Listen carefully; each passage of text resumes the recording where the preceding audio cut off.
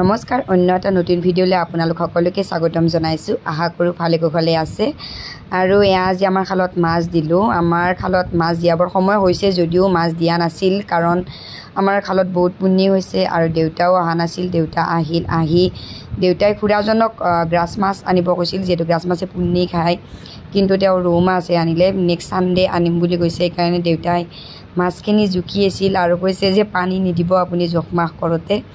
তাৰপিছত ভালদৰে জোখ মাখ কৰি দেউতাই মোক খালৰ পৰা এবাল্টি পানী আনিব দিলে। তাৰপিছত দেউতাই মাছখিনি পানী দি চেক কৰিলে মাছখিনি ঠিকে আছেনে নাই, কিন্তু এটা মাছত অকণমান দাগ আছিল আৰু জালত হয়তো ফাঁচি গৈছিল বুলি কৈছে তেখেতে।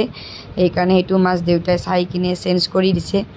মাছখিনি চেক কৰা হোৱাৰ পিছত দেউতাই এতিয়া খালত দিব। খালত বহুত পুনি হৈছে, কিন্তু পুনিখিনি পিছত দেউতাই চফা কৰি দিছে। আৰু আমাৰ খালত কিন্তু যদিও খালটো বেছি ডাঙৰো নহয়, মাছ বহুত ডাঙৰ হয়। যোৱাবাৰো আমাৰ আৰি মাছ, ৰৌ মাছ এনেকৈ বহু মাছ দিছিল আৰু মাছ যথেষ্ট ডাঙৰ হৈছে। আপোনালোকক পিছৰ ফালে মই এখন ফটোও লগাই দিম মাছৰ। দেউতাই খুব ধুনীয়াকৈ এটা এটাকৈ মাছখিনি দি দিছে, বেছিও দিয়া নাই, কাৰণ পুনিৰ কাৰণে এবাৰ মাছখিনি আমাৰ মৰি গৈছিল একবাৰ। সেইকাৰণে মাছখিনি দিয়াৰ পিছতে দেউতাই খালত নামি পুনিখিনি উঠাই দিছে। প্ৰায় অলপ পুনি এৰি দিছে, কাৰণ পিছত আকৌ বেলেগ মাছ দিব। আৰু মাছখিনি কি ধুনীয়াকৈ ওচৰতে আছে, মানে ক'তো যোৱা নাই সিহঁতে। মই হাতত এটা তুলিও চাইছোঁ, চাওকচোন কিমান ভাল লাগিছে।